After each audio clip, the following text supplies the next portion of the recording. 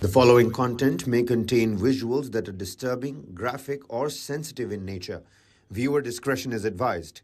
This material is intended for mature audiences and may not be suitable for all viewers. Please exercise caution while watching, and if you find such content distressing, we recommend discontinuing viewing.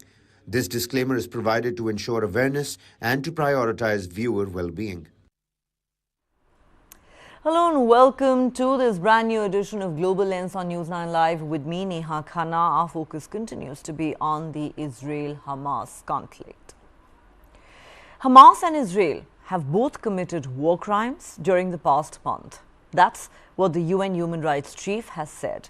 Volker Turk has also urged both sides to agree to a ceasefire to allow aid deliveries to Gaza, the release of hostages by Hamas, and to work towards an end to the occupation. Israel continues to push back against the accusations of war crimes, claiming it strikes on Hamas targets following international law and has sought to minimize civilian casualties. Meanwhile, Israel, the United States and its G7 allies have repeatedly rejected calls for a ceasefire, putting it at odds with mounting calls from their Arab partners and global aid agencies. Since Israel began pounding Gaza over a month ago, well over 10,800 Palestinians have been killed. Of these, over 4,400 were children. Officials and diplomats of multiple countries are negotiating days-long ceasefire in Gaza in exchange for the release of hostages, including children, women, elderly and sick people.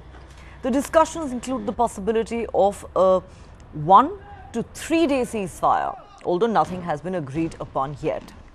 Israeli Prime Minister Benjamin Netanyahu has repeatedly said there will be no ceasefire in Gaza until all the hostages are released. Hamas says hostages will not be released until a ceasefire is agreed upon. UN Chief Antonio Guterres has said Gaza is becoming a graveyard for children. Not only have close to 11,000 Palestinians been killed, thousands of others have been injured and over 1 million Gazans have been internally displaced. French President Emmanuel Macron has said we must work towards a ceasefire. Civilians must be protected, that's indispensable and non-negotiable, and a ceasefire is an immediate necessity, he said. Israel's allies have avoided calls for a ceasefire but instead called for humanitarian pauses to allow aid in. France, in fact, is even hosting an international humanitarian conference on Gaza today with the aim of helping the civilian population, although expectations are low as far as a breakthrough is concerned. Belgium wants sanctions against Israel for the Gaza bombings. Belgium's deputy prime minister has called on her government to adopt sanctions against Israel and investigate the bombings of hospitals and refugee camps in Gaza. In strong words, she said, "It is time for sanctions against Israel. The rain of bombs is inhumane. It is clear that Israel does not care about the international demands for a ceasefire." Significantly, the United States has categorically and repeatedly stated that Palestinians must govern Gaza after the war, countering the Israeli Prime Minister's statement that Israel could control security in Gaza indefinitely. These remarks have revealed a sharp schism between the two close allies. In another major development, an unmanned US military drone was shot down off the coast of Yemen by Houthi forces. A defense official said the MQ-9 Reaper drone was operating in international airspace and over international waters when it was shot down. The US Central Command is investigating the incident. The shootdown, which the Iran-backed Houthi militants took responsibility for, comes several weeks after a US Navy warship, the USS Khanna, intercepted multiple missiles and drones fired by the Houthis as they were heading north along the Red Sea. The ship shot down 4 cruise missiles and 15 drones over a period of just 9 hours, and the trajectory left little doubt that the projectiles were headed for Israel. Iranian proxy groups have stepped up their attacks on US forces and assets in the Middle East in recent weeks following Hamas's attacks on Israel. The US and coalition bases in Iraq and Syria have been attacked at least 40 times since the 17th of October, leaving multiple US service members injured. A senior US defense official has called Iran the center of gravity for the attacks on the US forces in the region, saying that Iranian fingerprints are all over this. We share values and have common commitments that bring us here today, and in line with Israeli and Palestinian authorities. We worry about the humanitarian situation in Gaza. Civilians must be protected. That's absolutely indispensable. This is non-negotiable. This is an immediate necessity. And in the long run, this is also even a condition for us to effectively fight against terrorists. War indeed is a virus that always wants to expand. Then the current conflict is a wildfire that could consume the region, that could spread, and that we will think these have been the good days when we see what may happen tomorrow. The United Nations cannot be part of a unilateral proposal to push hundreds of thousands of desperate civilians in Gaza into so-called safe zones. We cannot be part of this. It is cessation of fighting, a silencing of the guns for humanitarian purposes. There's been a lot of discussion about the value of pauses, and I'm not one to deny the value of pauses, but that is not the same as a ceasefire, as you mentioned also, Mr. President, which provides a sense of continuity to allow precisely for the revival of services, the entry of the private sector, and the possibility of the people of Gaza to breathe and consider that they will have a future. We were truly shocked yesterday to hear the statement of the Israeli ambassador in Moscow that it may take up to 2 weeks to coordinate the Russian list. This logic is absolutely unacceptable. Everything is ready on our side of the evacuation of Russians who have asked us for help to leave the region. We have also been approached by citizens of other countries. We know that the civil situation in the Gaza Strip is not an easy one. We know that there are a lot of challenges. We know that there are a lot of difficulties. But I can say that there is no humanitarian crisis in the Gaza Strip. We are in war. We didn't pick up this war. Hamas chose to open this war. We are facilitating the ability of humanitarian aid to the Gaza Strip in specific 4 main sectors: water, food, medical supplies, and humanitarian aid for shelters. All right, so where is this war headed, especially given the growing international calls for a ceasefire? Let's discuss this with our guests. Joining me on the show tonight, Colonel Aaron Lerman, former senior intelligence officer in Israel. He joins us live from Israel tonight.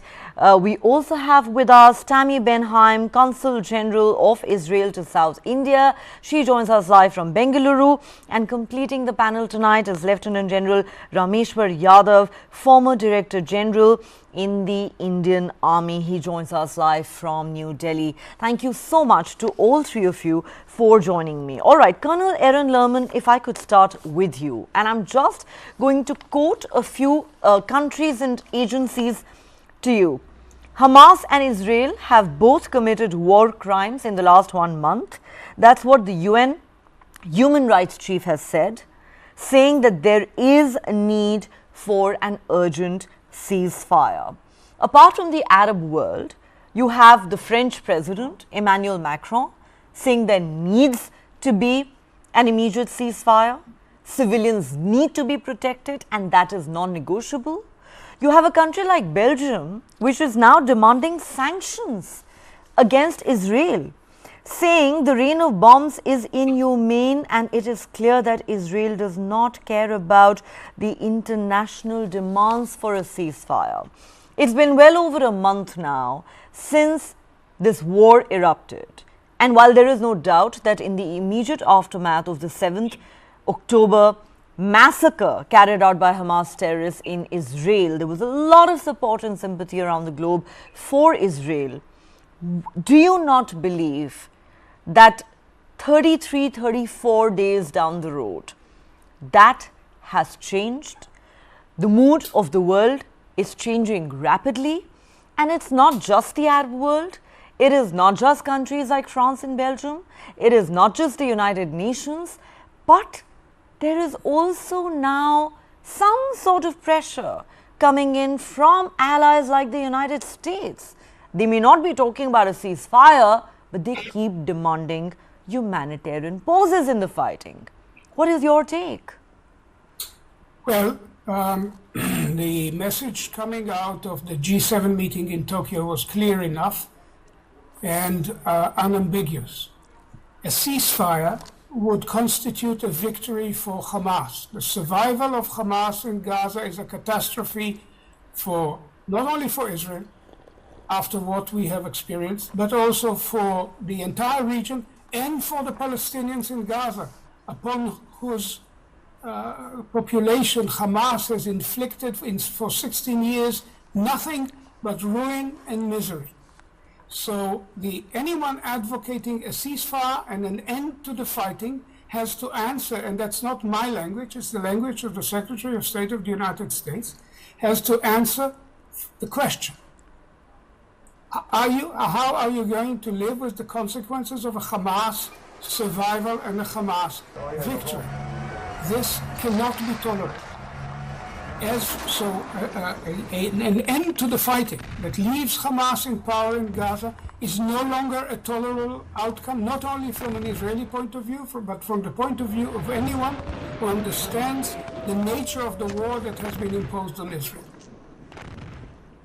The question of humanitarian pauses and of humanitarian provisions, the evacuation of hospitals in the Gaza city which are being used systemically as shelter for the Hamas command and military capabilities. All of this requires careful management, but you have to bear in mind from the point of view not of the Israeli government, but of the Israeli public at large, the idea of anything of the sort happening when the Red Cross was not even given access to the babies and elderly that Hamas abducted from our territory. 239 hostages held against all human norms and all international norms, including, as I said, babies and elderly people. This is, from the point of view of the Israeli public, is almost inexplicable. How can anyone ask us to make all these provisions when there's not even the most minimal human response on the other side? The nature of the horrors of the 7th of October may have been forgotten somewhere else, but they are not forgotten in Israel. Maybe the foreign minister of Belgium needs a re-education as to the nature of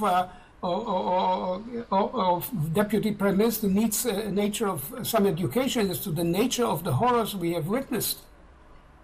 In our minds, this is of the same magnitude of evil that we've seen in the worst periods of history. So this is not going to end with another round of fighting and Hamas still in power in Gaza. This is different. So let me ask you this. So if I may ask you this question before I go across to Tammy Ben-Haim. You know, obviously there is no remote justification for what the Hamas terrorists did in Israel on the 7th of October. Our hearts go out to the families of all those 1,400 Israelis who were brutally killed. And our hearts go out to all the hostages that the Hamas terrorists are holding in Gaza. However, when you say, how can the world expect us to agree to a ceasefire and to stop the bombings and the ground offensive in Gaza, we are taking on Hamas. Fine, you can take on Hamas, they are a terrorist organization.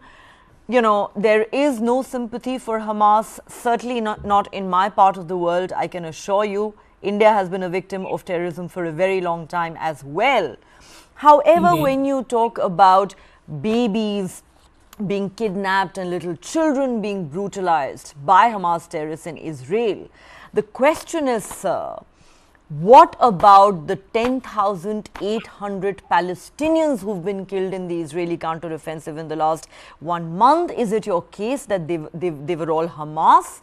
What about the 4,400 children and babies who have been killed in the Israeli airstrikes and ground offensive in the last 1 month? Is it your case that they were all Hamas? The question that the world is increasingly putting to Israel today is this: does annihilating 2.3 million Palestinians in the Gaza Strip amount to self-defense? The talk about annihilation comes from people who justify Hamas. No, it has no relevance. Not relevant to the truth. I am not a Hamas apologist, sir. I am asking you as a journalist and as a humanist, sir. I assure you I am no apologist or sympathizer for Hamas. But this is where the problem lies. You're either with us or against us. The moment you say that innocent Palestinians and children should not be dying either, you are labeled a Hamas supporter. And that is not true, sir. And that is where I protest. Okay, I wasn't saying that you are saying it, but I've seen the people marching in places accusing Israel of genocide, and basically they are Hamas apologists. I wasn't saying this about you, God forbid. What I would say is that Israel has called upon the people in the combat zone, where Hamas is entrenched, to leave northern Gaza, the northern Gaza battlefields as soon as possible under our essentially under our protection, and this goes on right now when our troops are in Gaza, basically enabling people to leave safely to the whole regions in the south of Gaza, where there's practically no engagement except for the occasional response to rocket fire. And Israel, right from the beginning, urged people to leave, and Hamas were the ones who deliberately prevented people from leaving, turning them into human shields. I don't want to go into the argument about the numbers, because I'm not sure I would trust every bit of information coming out of the Gaza authorities, so to speak. But I do not deny that there have been serious civilian casualties, for the simple reason that Hamas acts and operates from close within a densely populated area in a criminal fashion, and has been doing this in all previous rounds and more intensely so now. And the result is that, unfortunately, these people have no place to hide, because Hamas is hiding under the ground. In Israel, we have systemically built shelters to defend our population against the rockets that are falling on our towns and villages indiscriminately, and people can take shelter. In Gaza, I don't know if you've heard this expression from Abu Marzouk in Cairo, one of the Hamas leaders, saying, tunnels? We are in the tunnels because we are fighting the Israelis, and the population, the UN, should have protected them. So if that is the attitude of Hamas, then unfortunately in the battle zones are going to suffer casualties. It's not our intention, it's not our purpose. We do not seek to annihilate these people. We are seeking to liberate them from the rule of a murderous organization, murderous for us and murderous for them. And this has happened before in warfare. I need not remind you of what befell the population of Germany, not to mention Japan, in wartime. So, and that is not our method. These are targeted attacks on places that our intelligence informs us are used by Hamas for combat purposes. We go into houses, we find that next to civilian residences, there are military bases and military workshop and rocket launchers and all that. And we find this day after day Okay. as we advance into Gaza. So All right. this is the reality of a bitter war, a war that we did not seek, a war that we tried our best to avoid, a war that we were willing to avoid by offering the Palestinians in Gaza jobs and Qatari money, suitcases with Qatari money and whatever, to make their lives better. And Hamas deliberately and knowingly, and they say so, you can see this in the extensive research that New York Times did with them, they deliberately caused this war in order to make the catastrophe in Gaza some kind of a spark that would ignite the entire region.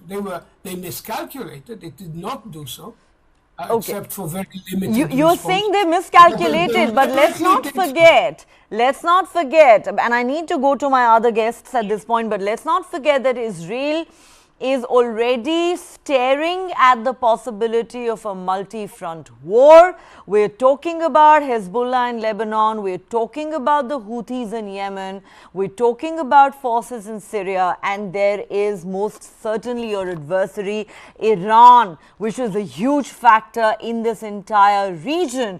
And there are many who believe that, other countries, larger parts of the Arab world could eventually get sucked into this war.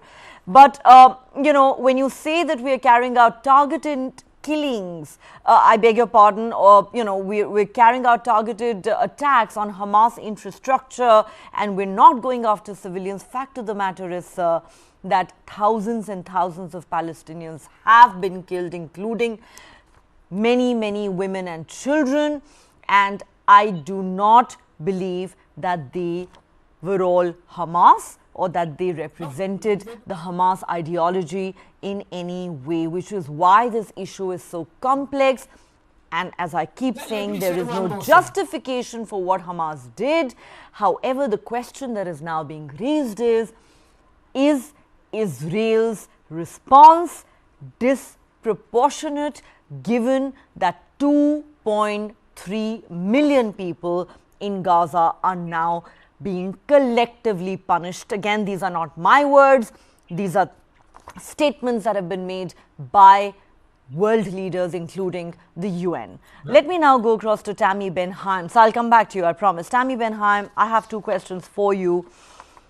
Of course, the butchery and the barbarism that the Hamas terrorists displayed in Israel on the 7th of October, to even call it condemnable would be an understatement. And they definitely deserve to be brought to justice. And it is absolutely all right for Israel to say that they cannot continue being in power in Gaza anymore. However, how would you respond to the growing international criticism now, which says that Israel has chosen to respond to atrocities with atrocities, to war crimes with war crimes, and what is now happening is effectively a genocide of the Palestinian people who are being collectively punished for the actions of the Hamas terrorists. And we're talking about 2.3 million people. How would you respond to that growing global chorus? It's not me saying it, it is people around the world who are saying it. Secondly, we are told that negotiations are currently underway for a possible 3-day ceasefire. Israel, Qatar and the United States are holding those talks right now. No agreement has been reached so far. Do you believe that is a real possibility? That is something that Israel could agree to? Those are my two questions for you. Yeah. One, good evening, and thank you for posing these questions. And let me just start and explain very clearly. You say, and everybody says, oh, Hamas did atrocities on the 7th of October. They did barbaric, horrendous, awful, awful things on the 7th of October, which they're continuing every day to do, even as we are speaking.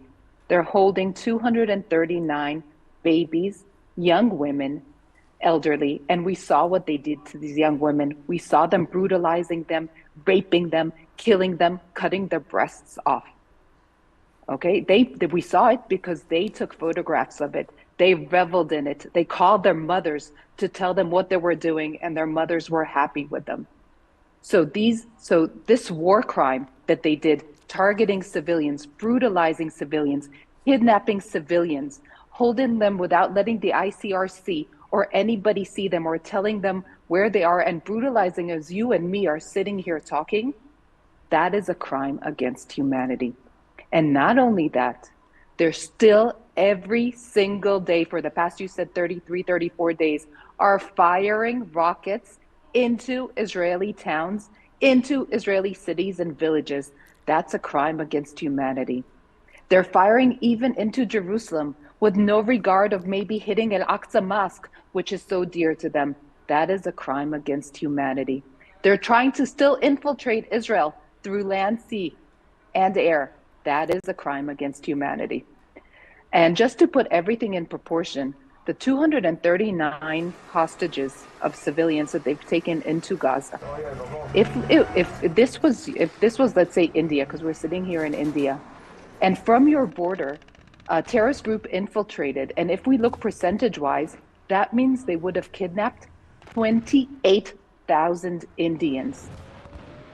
The Indian government would have the obligation, would have the right, would do everything it could to bring these 28,000 kidnapped people back to India. They would do everything they could to stop rockets hitting Indian towns. They would do everything they could to make sure that India is safe again. And this is what we are doing. And it's much easier to come and talk about Israel doing this and Israel doing that because people are scared of Hamas. Hamas has showed its barbarity, its brutality, that it's willing to break any rule, to go against any norm and convention, take us back maybe, I don't know, 1,500, 2,000 years to the barbaric world where these things are done to girls and women. So it's much easier to yell at Israel. Why? Because Israel is a democracy. Israel cares for human life.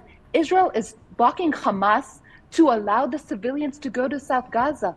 Israel is doing all it can to get ambulances into Gaza, to get field hospitals and doctors from Arab countries into Gaza, to get floating hospitals from our Near Eastern, near Mediterranean countries into Gaza.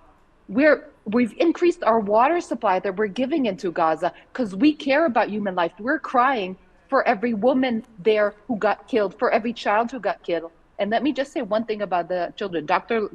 Lerman gently said, when we talk about minors, okay, but just when we speak about minors being killed, these are the children.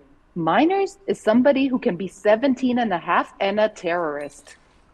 So obviously we're crying, we're trying to stop, we're telling, why did it take us so long to get into Gaza? Because we were begging the people in Gaza to please go to the south, please go. We are going to be fighting Hamas terror organization, please leave. You know who stopped them from leaving? Hamas. And you know the international people who are trying to get out through the Rafah border, through the Rafah border? Egypt has agreed, Israel has agreed, Jordan, everybody's trying to get them out. You know who's blocking their exit? Hamas. So all these issues, we have one group to blame, a terrorist organization that doesn't play by the rules.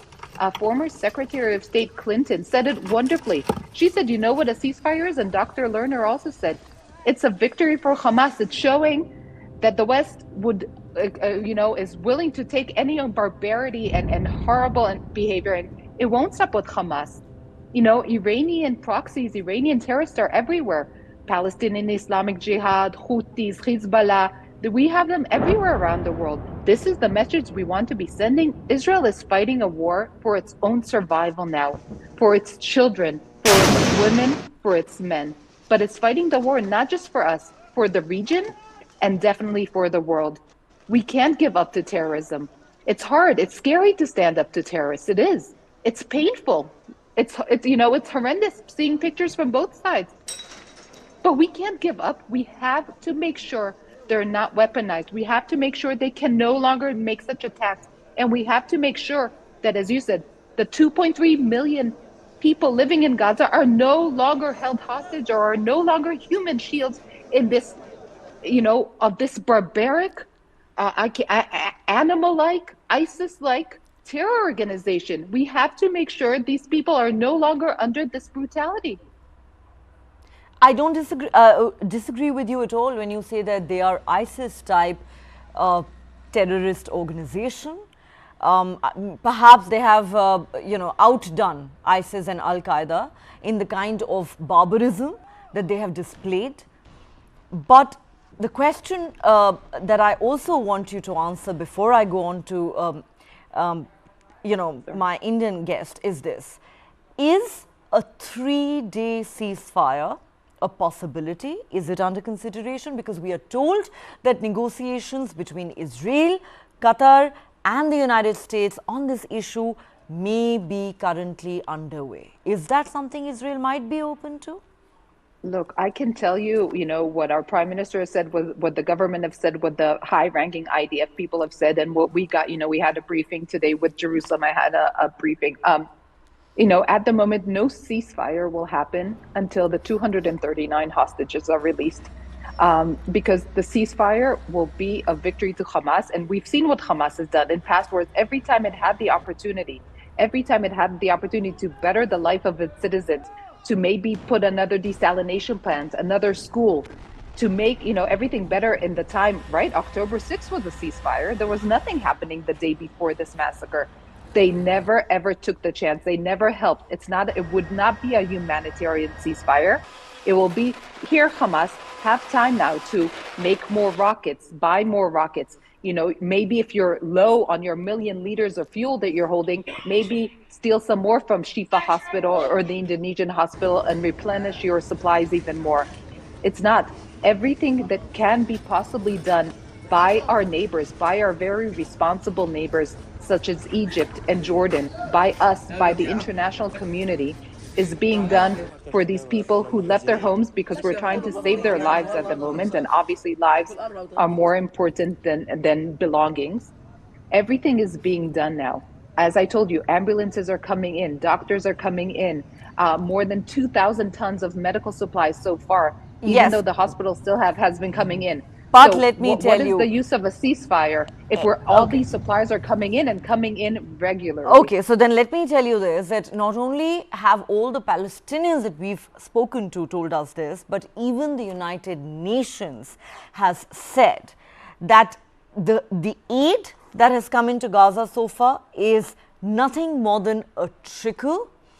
Your Prime Minister is on record as saying we will not deliver any fuel to Gaza, and that means that most of the hospitals that you just referred to are actually not operational, and a lot of people who have suffered life-threatening injuries are in danger of losing their lives because they cannot receive the treatment that they need under the given circumstances. And again, these are not my words, but the United Nations Secretary General Antonio Guterres has said that Gaza is becoming a graveyard for children. But let me now go across to... Wait, but just I have to say one thing. I'm sorry. It's not... it's the same UN who's the head of their Human Rights Committee is Iran, who's funding this terror organization, who's holding people hostages and, and brutalizing them. So it's a little, we have to take what the UN says in kind. UNRWA last week had 24,000 liters of fuel stolen, let the Hamas steal the fuel, and then turned around and asked Israel for fuel. So we have to take all these, and they're trying to pass resolutions not mentioning the massacre of Jews.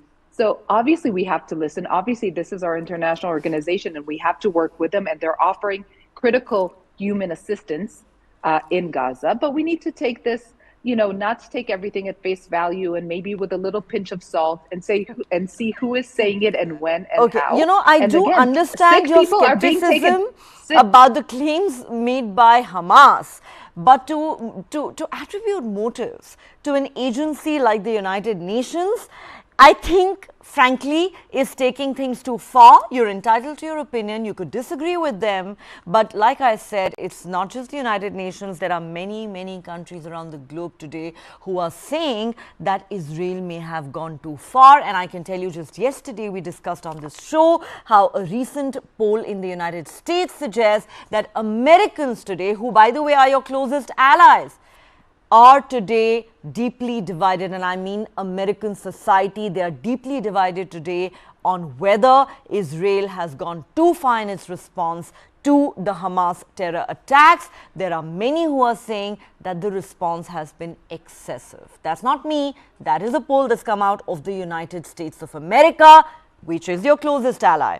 Now I need to go across to Lieutenant General Rameshwar Yadav, who has been waiting patiently to our guests from Israel. Lieutenant General Yadav, sir, two quick questions. Number one, it's very clear. You listen to any Israeli, from the Prime Minister to the guests who've appeared on our shows, the response is, we don't quite care right now about what the world thinks.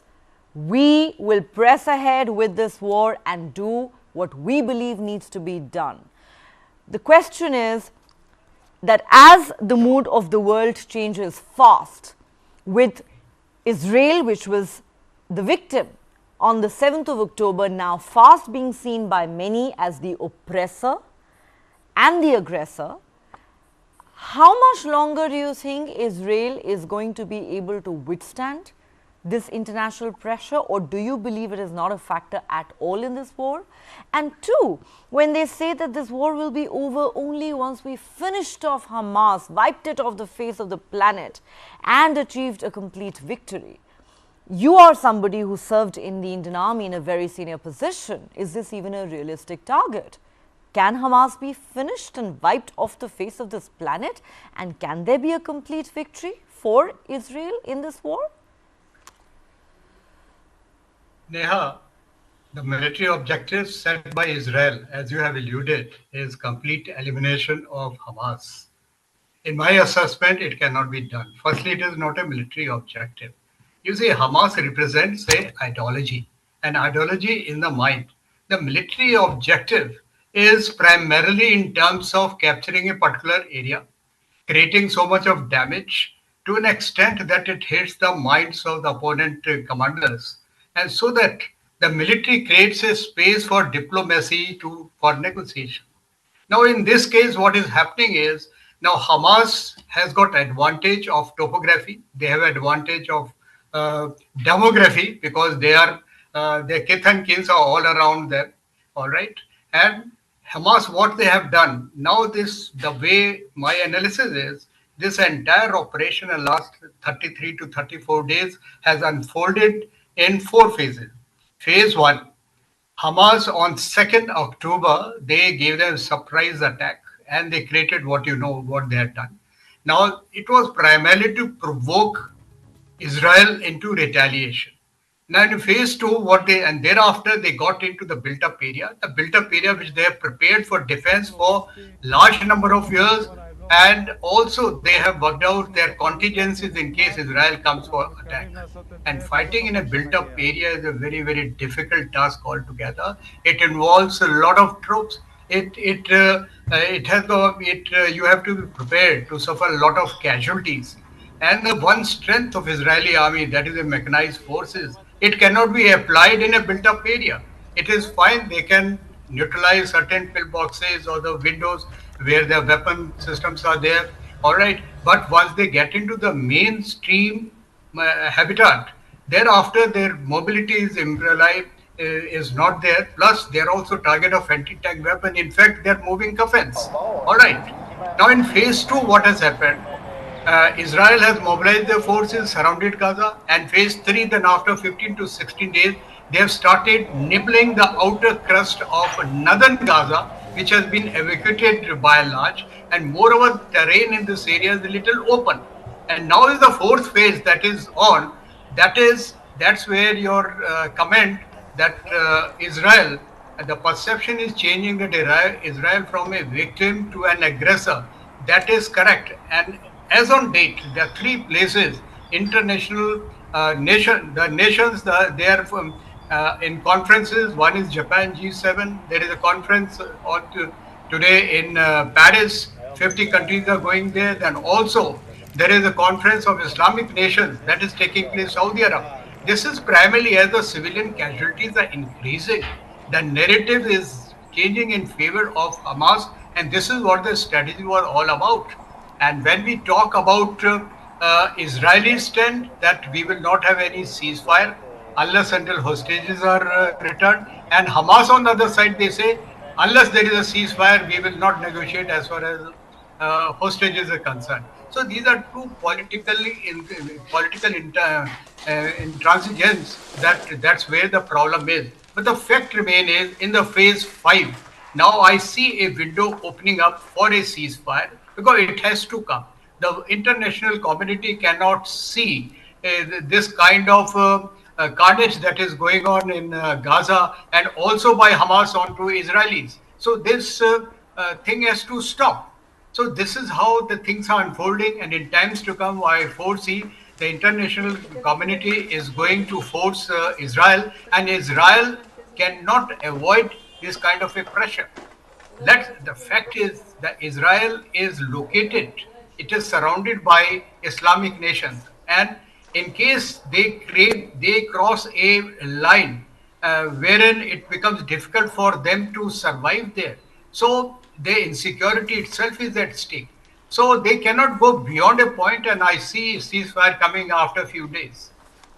Very interesting. So even though the Israelis say no question of a ceasefire till all the hostages are returned, you believe that there is going to be a ceasefire soon. Maybe it will be a brief window of 3 days as is being currently discussed and reportedly negotiated for facilitation of aid of delivery and release of some of the hostages. But you do see it happening. And it's interesting that you do agree that, you know, the perception around the world is changing very fast, and it will be very difficult for Israel to ignore the mood of the world. But just one point of disagreement with you, sir, that the mood of the world is changing. I do not doubt that one bit, but I don't think it is changing in favor of Hamas. It is only in favor of the innocent Palestinians who are losing their lives. Certainly not in favor of Hamas. I think we need to be very clear about that. No right-minded person would be in favor of Hamas. Yes. The opinion is changing in support of humanity, not in favor of Hamas or Israel. Yes, sir. I couldn't agree more with you. You've hit the nail on the head. This is about humanity. This is about too many innocent people dying. That's what this is about. Let me now go back to our Israeli guests. Colonel Aaron Lerman, let me ask you this question. Like I said, there is speculation that a ceasefire could be coming soon. Maybe not a general ceasefire as it's been described by Prime Minister Netanyahu, but a 2 or 3 day window so that more aid can reach Gaza, and maybe it can also facilitate the release of some of the hostages. However, I want your thoughts on another very interesting aspect that has emerged in this developing story in the last couple of days, which is this. Israeli Prime Minister Benjamin Netanyahu saying that we're going to have overall security responsibility in Gaza for an indefinite period of time once the war is over. I'm sure I don't need to tell you this, sir, that this statement has been very, very controversial, and it's not gone down well with the larger international community. So much so that your closest ally, the United States, is at pains to say there should be no reoccupation of Gaza. It's only Palestinians who have the right to govern Gaza, not the Israelis. Antony Blinken has said it. One White House spokesperson after another has said it. President Biden, no less, in an interview to CBS's 60 Minutes a couple of weeks ago, said it would be a major mistake for Israel to reoccupy Gaza. And I would go so far as to say that your Prime Minister has contradicted his Defense Minister, who had said just 2 weeks ago, you have gallant. We have no interest in controlling life in Gaza once the war is over.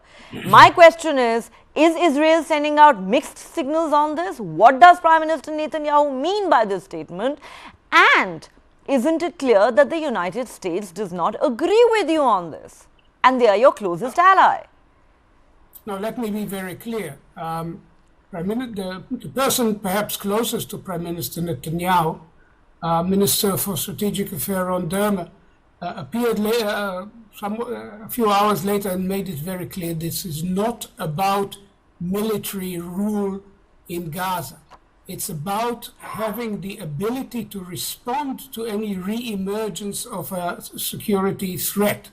This is more or less the kind of situation that we have now to some extent in parts of the West Bank, where if we detect a terrorist plan being hatched and the local authority, the Palestinian Authority, is incapable of dealing with it, then we can respond to it without actually governing the territory, and it's going to be much the same in the case of Gaza. There is no intention on the part of Israel to govern Gaza in that sense, but we are obliged to make sure that the situation that pertained prior to October 7th cannot ever repeat itself. And therefore, I adhere to the notion that even if there are going to be some technical arrangements for one reason or another, this fight will be pursued until Hamas is eliminated as the governing authority in Gaza. And by the way, on the hospital situation, Israel is now facilitating the creation in the Gaza Strip of an Emirati hospital. We facilitated the provisions to the Jordanian hospital. There is no intention of creating a humanitarian crisis, quite the contrary.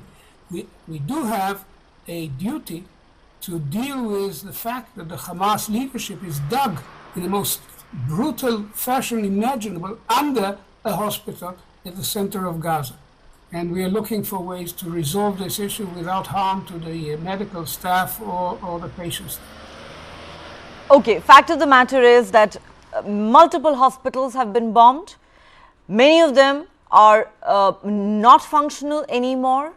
And it's not just patients who are suffering, but thousands and thousands of Palestinians who have taken refuge at some of these hospitals are now at the receiving end of the relentless Israeli bombings. Again, it's not me saying it, it is international agencies like the UN who said it on record. But I want to go across quickly to Tammy Ben-Haim at this point. Tammy Ben-Haim, again, is Israel sending out mixed signals to the world? What does Prime Minister Netanyahu mean when he says we're going to have security responsibility in Gaza for an indefinite period of time? Colonel Lerman says, no, we don't want to govern Gaza, but we're going to have a security presence. You know how that's being perceived around the world, or at least the statement by the Prime Minister? It is being perceived as a potential reoccupation of Gaza, which is in fact at the heart of the entire dispute between the Palestinians and the Israelis that has now gone on for over 7 decades. And your own closest ally, the United States, is extremely uncomfortable with that prospect, as is quite evident from all the statements that has come from their top officials. Your thoughts on that? First and foremost, Israel does not bomb hospitals, period. In the Al-Akhli hospital that was shot at by a Palestinian Islamic Jihad rocket, do you know why there were so many people in the hospital? There were so many people in the hospital because Palestinians went and took refuge in the hospital and in the areas around the hospital, because even they know that Israel does not bomb hospitals. Very clear. And by the way, the European hospitals, other hospitals as well, they have solar paneling that provides 70% of their energetic needs. So 2 things we'll put aside now. Now, talking about this, I think Dr. Lerman said it great, and he also referred to Minister Ron Dermer and what he said. Israel left Gaza in 2005. Hamas has been controlling Gaza since 2007. And they got control of Gaza, not just through elections in the Palestinian Authority, but through killing the Fatah politicians who opposed them and throwing them off routes. So since 2005, Israel left 18 years ago. Israel had no intention, never tried to get back into Gaza. Every time Hamas did something, attacked us, We retaliated as we always do, responsibly, slowly, with at least, with keeping the civilian society in mind, because we do not want to harm them. So there's no reason to think that anything has changed after 18 years. Hamas has been controlling Gaza and its people, misusing them, using them as human shields, not allowing them to prosper, not allowing them to develop for their own terrorist means for the past 16 years. So obviously, when Israel says Hamas should not be governing Gaza, it's the correct statement for all the people who care about the Palestinian civilians living in Gaza. Of course, it makes sense that a terrorist organization that its sole purpose is to annihilate Israel, to kill Jews, to kill Israelis, and has no regard for human lives whatsoever, Jewish, Israeli, or apparently also not for Palestinians. I don't think it is anybody's case that Hamas should continue to govern Gaza at all. I think the concern is about whether Israel intends to reoccupy Gaza. I think that is the point of contention. I think we're very clear. 18 years, we got out. We got every soldier out. We got every citizen out. We took temple, we dismantled Jewish temple synagogues and got out. I think we can't be any clearer about this. Okay, we want our hostages back, and we want to live securely in our borders, period. Okay, you're saying we can't be clearer about this, but I think your Prime Minister's statements have set the cat among the pigeons. Last word to Lieutenant General Rameshwar Yadav, even though my director tells me I'm out of time. So very quickly, we've been talking about how this could become a multi-front war. The US has deployed its aircraft carriers in the Mediterranean. What do you make of the fact that a US military drone is shot down by the Houthis in Yemen, off the coast of that country?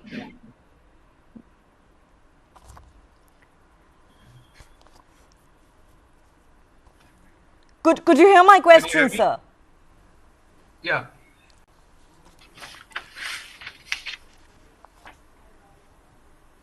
Do you want me to repeat my question, sir?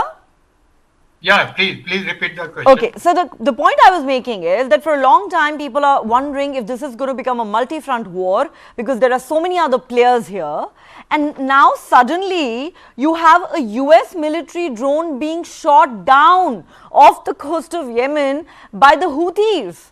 What should we make of that?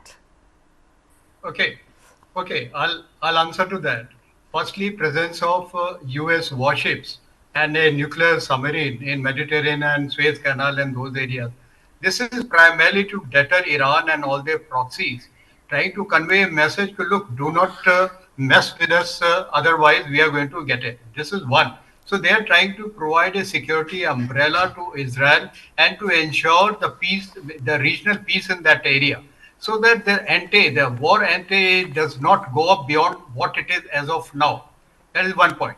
Second point, multi-front war that Israel is facing as of now. Gaza is one. From Lebanon, Hezbollah, they are also activating that front, but there the military activities are not of the level what we are seeing in Gaza. And third is, it is Iran whose proxies, they are trying to make their presence felt. And I don't think the ante will go beyond this, because Jordan and Egypt, they have a treaty with Israel. They are unlikely to go military against Israel as of now. All other countries do not have military power to come against Israel. Moreover, they are located far away from these borders. So whatever the level of military deployment as on date around Israel, then unlikely to change. And at the same time, yes, Iran and their proxies and few other countries who are sympathetic to Hamas, they'll continue to give out political military posturing, so that they do show solidarity with the Hamas. They showed solidarity of Islamic Ummah. So that is the state. I don't think this situation will go out of control. Moreover, Israel is capable enough to taking on the multi-front war. They have done it earlier and they have done it very successfully. All right, they've done it before, they've done it quite successfully. But which way is this war headed? And some, of course, have been wondering, could there be any real winners in a war such as this? And the million-dollar question being asked at this point is there any possibility of a ceasefire, even if not a general ceasefire, maybe what is being termed as a humanitarian pause for 2 to 3 days for the situation to get just a little better for the Palestinians who are caught in the crossfire between Israel and Hamas. On that note, Colonel Aaron Lerman, Tammy Benheim and Lieutenant General Rameshwar Yadav, thank you so much for joining us tonight on Global Lens. We appreciate your time and perspective. All right, and that's all the time we have on this edition of Global Lens. If you have been, thanks so much for watching. Do join us again at the same time tomorrow. Good night.